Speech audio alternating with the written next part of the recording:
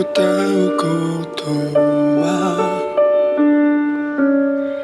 難しいことじゃない。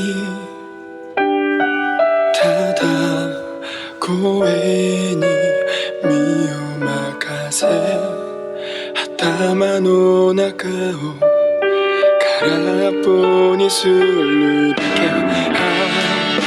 目を閉じれば胸の中に映る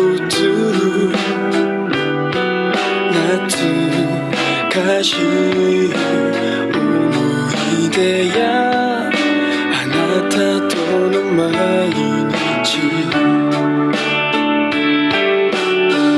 本当のことは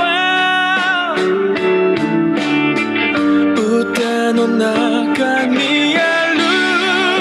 いつもなら照れくさくて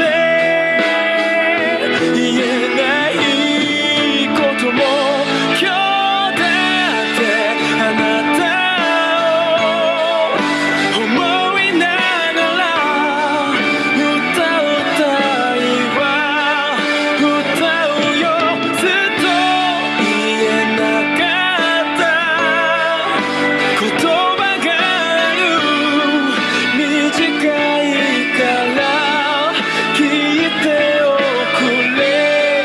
愛してる。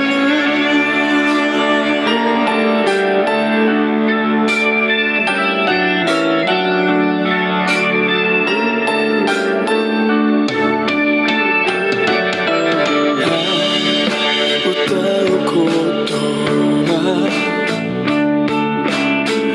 難しいことじゃない。